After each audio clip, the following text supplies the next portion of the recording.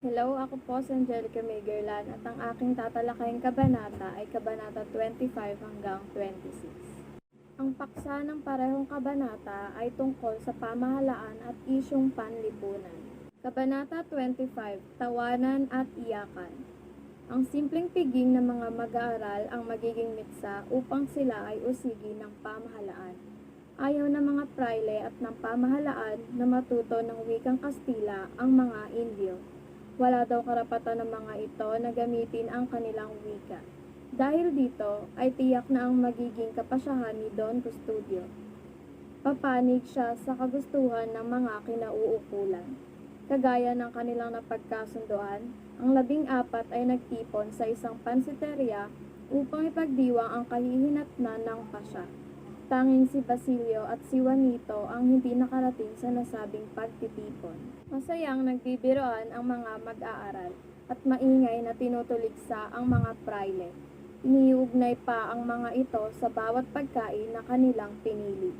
Bago sila natapos ay napansin ni Isagani ang isang binata na nagmamasid at tila sinusubaybayan ang kanilang ginagawa. Nang makita niya ito ay mabilis ito na umalis lula ng sasakyan ni Simon. Implication, ano ang epekto ng kabanata sa lipunan? Ang simpleng pagtuligsa o pag-oposisa sa itinakda ng pamahalaan ay maaaring magdulot ng kapahamakan o hindi pagkakaunawaan. Hindi dapat nagpapadalos-dalos sa pagdedesisyon ang mga kabataan, lalo na sa mga seryosong usapan. Kabanata 26, Mga Paskin. Ang araw ng pag-uusig ang babago sa mapayapa at tahimik na buhay ni Basilio. Maagang gumising si Basilio dahil pupuntahan niya ang kaibigang si Macarai. Habang patungo sa pamantasan ng binata, ay napansin ang grupo ng mga mag-aaral na pinapalabas sa loob ng paaralan. Maingay nilang pinag-uusapan ang mga mag-aaral na sangkot sa paglulunsad ng himagsikan. Sa paghahanap niya kay Makaraig, ay nakasalubong niya ang mga gwardya sibil. Pinigilan siya sa pagpasok at pinaghintay sa labas ng bahay ng kanyang kaibigan. Paglipas ng ilang sandali, ay dumating ang kabo at pati siya ay inimbestigahan. Laking gulat na lamang ni Basilio dahil pati siya ay isinakay sa karwahe at hinatid papunta sa tanggapan ng gobyerno sibil. Implication, ano ang epekto ng kabanata sa lipunan? Maraming tao ang nasasangkot sa krimen kahit na sila ay talagang walang kinalaman. Kahit na ikaw ay inosente, mahirap ipaglaban ito dahil alam ng publiko ay gumawa ka ng masama. Ito yung tinatawag na one-sided story. At ang tanging media lang ang pinagkukunan nila ng impormasyon. Palaging tatandaan na hindi lahat ng istorya na pakinggan o mapapakinggan natin ay totoo at kapani-paniwala. Matutong alamin ang kabuuan upang maiwasan ang mali at hindi patas na pagpaparatang. Kabanata 27, Ang Praile at ang Estudyante. Paksa, ang kabanata ay tungkol sa palitan ng argumento, pamahalaan, isyong panlipunan. Inusig ng paring si Padre Fernandez ang kanyang mag-aaral na si Isagani. Nagtalumpati raw kasi si Isagani sa harap ng mga mag-aaral na nakasama niya sa hapunan. Nagtapat naman si Isagani na hinangaan ng mga pari. Karaniwan daw kasing tatanggi ang mga mag-aaral kapag inuusig. Sabi naman ni Isagani na dahil sa mga pari ang kanilang magandang ugali, pero iniisa-isa rin ni Isagani ang mga problema ng mga pari bilang guro. Kasama na rin rito ang panlalamang ng mga pari sa mga Pilipino upang maging komportable ang kanilang buhay. Wala nang nagawa ang mga pari at di makasagot. Sa unang pagkakataon, walang masabi ang isang pari laban sa isang estudyanteng Pilipino. Ang epekto ng kabanata 27 sa lipunan ay wala sa edad o katayuan sa buhay ang magiging tama o nasa katwiran. Hindi na ibibigay ng edad ang pagkamulat bagkus ang karanasan at paniniwalaan ang siyang ugat ng pagiging matuwid. Kabanata 28, Pagkatakot. Paksa, isyung panlipunan. Sa Kabanata 28, nagwika ang mamamahayag na si Ben Zaib. Nawasto ang kanyang sinasabi na masama sa Pilipinas ang pagkatuto ng mga kabataan. Nagdulot ng takot sa lahat ang mga paskil, kabilang ang mga pari, general at mga inchik. Hindi na rin dumalo sa pagtitinda ni Quiroga ang mga pari. Nais namang konsultahin ng takot ding si Quiroga si Simon tungkol sa mga sandatang nakatago sa ilalim ng bahay. Ngunit nagpaabot lang ng mensahe si Simon na huwag galawin ang mga ito. Nagpunta siya kay Don Custodio, ngunit ayaw din nito ng bisita dahil sa takot, kaya kay Ben Zaib siya nagtungo. Nakita niya ang dalawang revolver sa ibabaw ng mga dokumento ng manunulat, kaya umalis na ito agad. Nagpunta naman si Padre Irene sa bahay ni Tiago upang ibalita ang kahindik-hindik na pangyayari. Nabalisa si Tiago dahil sa takot at di kinaya ang kwento, nawalan ito ng buhay. Kumaripas naman ng takbo ang pari. May nagbalita namang may nagpaagaw ng salapi sa isang binyagan na pinagkaguluhan ng mga tao roon. Inakalang mga pilibustero ang gumawa noon. Hinabol ng mga sibil ang mga ito. May nahuli ring dalawang lalaking nagbaon ng mga armas na hinabol din ng mga sibil habang isang veterano naman ang napatay.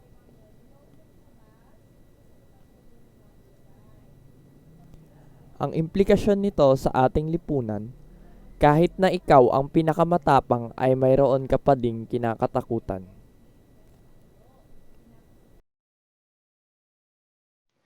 El Filibusterismo, Kabanata 29. Ang huling salita tungkol kay Kapitan Tiago. Team o paksa, isyung panglipunan. Sapagkat ang mga huling habilin ay nabago ukol sa kagustuhan at nais ni Padre Irene. Pinakita dito na kung ano ang mabuting itatanim ay siya ring aanihin.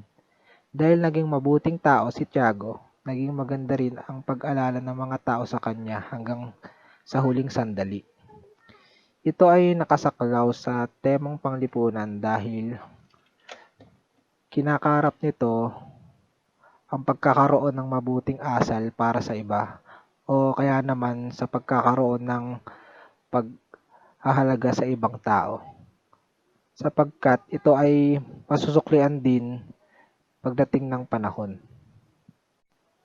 Buod ng kabanata.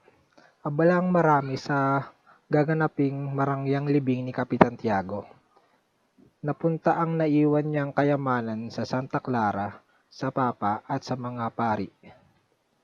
Ang 20 piso na tira ay ibinahagi bilang matrikula ng mga mag-aaral. Hindi malaman nung una kung ano ang damit na isusuot ni Tiago sa kanyang libing. May nagmumungkahi na isang damit na Franciscano at mayroong nagsasabing isang frock na paborito ng kapitan. Ngunit nagpasya si Padre Irene na isang lumang damit na lang ang isusuot. May mga usapang ding nagpapakita ang kaluluwa ni Tiago bitbit ang kanyang panabong na manok habang puno ang bibig ng nganga. Sinabi tuloy ng iba na hahamunin ni Tiago ng sabong si San Pedro sa langit. Marangya ang libing na maraming padasal at paawit, marami ding kamanyan at agwa bendita na inaalay sa kabaong. Ang katunggali naman ni Tiago na si Doña Patriciano ay inggit na inggit sa libing ni Tiago at nais na ring mamatay upang mailibing na rin ng marangya. Implication: ang kabutihang itinanim ay siya ring aanihin dahil naging mabuting tao si Tiago, naging maganda rin ang pag-alala ng mga tao sa kanya hanggang sa huling sandali. Ito ay naging paraan upang tignan sa ibang anggulo ang pagiging isang mabuting tao at para na din tayo ay gumawa ng kabutihan habang tayo ay nabubuhay pa. Ito ay isang pagpapaalala o pamamaraan upang ipaalala sa atin na may sukli din kung sakaling gagawa tayo ng mabuti sa ating buhay. Makakatulong din ito upang magkaroon ng magandang example o kaisipan sa mga bata o sa lipunan upang magkaroon sila ng ideya kung ano nga ba ang mangyayari kung ikaw ay gagawa ng kabutihan habang ikaw ay nabubuhay pa. Filibusterismo Kabanata 30. Paksa. Ang Kabanata 30 ay tungkol sa pagmamahalan at pagdurusa.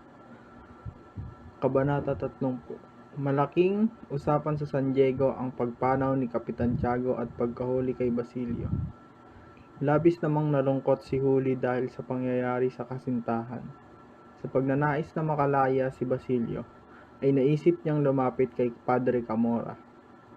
Ngunit nag-aalangan ito dahil sa maaaring gawin sa kanya. Gayunman, ilang gabi nang binabalabag si Huli sa kanyang panaginip. Nabalitaan pa nitong nakalaya na ang mga kasama ni Basilio dahil sa tulong ng mga kaanak. Naisip niyang walang tutulong kay Basilio dahil wala na rin si Tiago. Ayaw man niya ay nagtungo si Huli kay Padre Camora bilang nag-iisa niyang pag-asa para sa nobyo. Ngunit nagtungo si Huli sa kumbento. At tulad ng naisip ni Huli, hinalay siya ng pari. Dahil hindi kinaya ang ginawa, tumalon si Huli sa bintana ng kumbento. Hindi kinaya ng lolo ni Huli na si Tandang Selo ang nangyari sa apo. Wala siyang makuhang hustisya para sa apo kaya sumama na lang ito sa tulisan ng bayan. Aral. Kapag mahal ang isang tao, gagawin nito ang lahat kahit kapalit ay kanyang kaligtasan. May mga tao namang nananamantala ng kagipitan ng iba para may sa katuparan ang mga binabalak. Kabanata 31. Ang mataas na kawani. Paksa, pamahalaan at isyong panlipunan.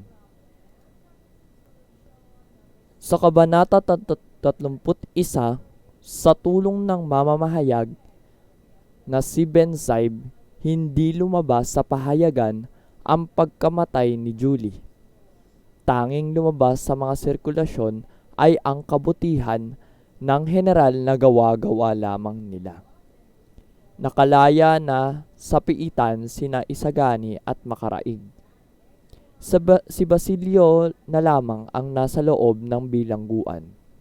May dumating na mataas na kawani at nais nitong palabasin si Basilio sa kulungan. Sinabi niyang mabuti si Basilio at sa katunayan ay malapit nang matapos sa kurso sa medisina. Gayunman, lalo lamang napahamak si Basilio sa sinabi ng kawani. Panay kasi ang pagtuligsa ng general sa mga sinasabi nito. Sinabihan ng kawani ang general na dapat itong matakot at mahiya sa bayan. Sabi naman ng general, sa Espanya siya may utang na loob. dahil sila ang nagbigay ng kapangyarihan at hindi ang mga Pilipino. Bigong lumisan ang kawani na kinabukasan ay nagbitiw umano sa pwesto at nagbalik na lamang sa Espanya. Ang implikasyon nito sa ating lipunan ay mas pinapaigting ng isang makapangyarihan ang kanyang lingas, maigiit lamang ang isang tao.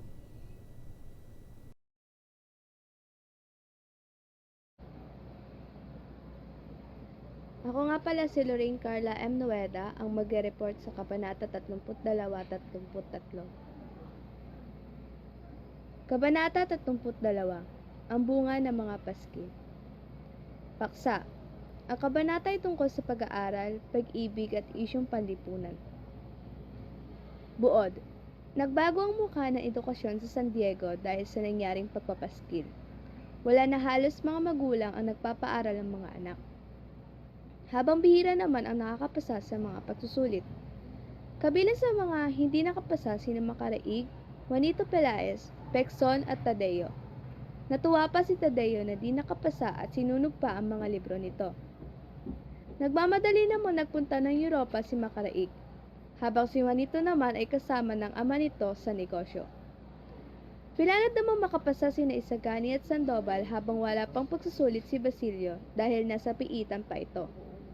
Nabalitaan na rin ni Basilio ang nangyari kay Julie at ang nawawalan si Tandang Selo dahil sa kutserong si Sinong na tanging dumadalaw kay Basilio. Napabalita rin kakasal na sina Juanito at Polita. Dahil doon ay magkakaroon mano ng isang piging na inaabangan na ng mga tao roon. Ito ang unang malaking pagtitipon matapos tumaganap ang takot sa kanilang bayan. Epekto ng Kabanata 32. Ang naging epekto ng kabanatang ito sa lipunan ay ang paninira ng mga nasa kapangyarihan sa isang institusyon o gawain. Nawawala ang kredibilidad nito kahit ang katotohanan ay nais lamang ng mga ito ang mapabuti ang mga kapwa. Kabanata 33. Ang huling matuwid. Paksa. Ang kabanata ay tungkol sa paghihiganti. Isang hapon ay nagkulong si Simon sa kanyang kwarto at ayaw magpaabala. Tanging si Basilio lamang daw ang papapasukin kapag dumating ito. Ilang sandali pa ay dumating na rin ang binata. Laking gulat ni Simon sa itsura ni Basilio. Payat na payat ito. Magulo ang pananamit at tila isang patay na nabigyan lamang muli ng buhay. Agad na pinarating ni Basilio ang kagustuhan nitong umanib kay Simon at sumama sa mga plano nito na dati ay tinanggihan niya.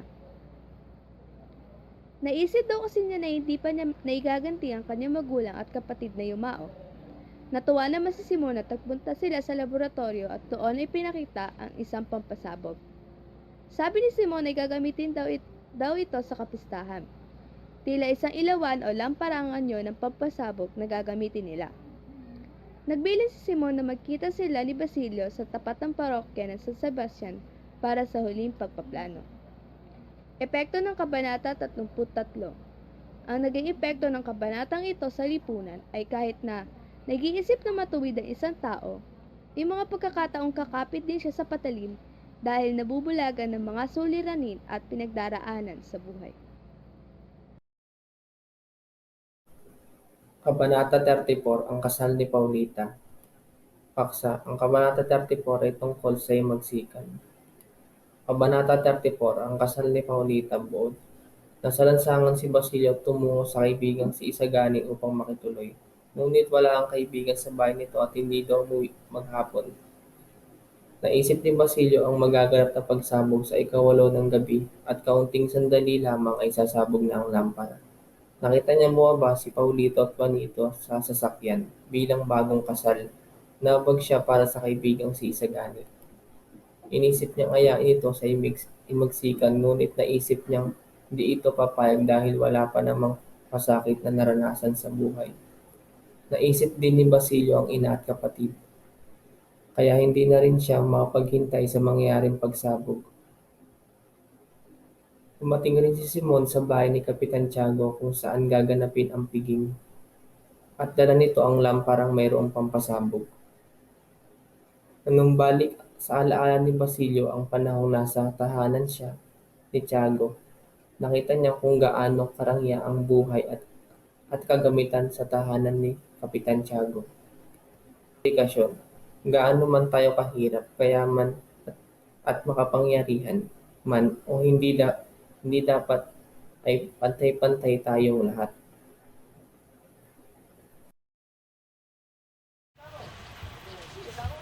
El Filibusterismo.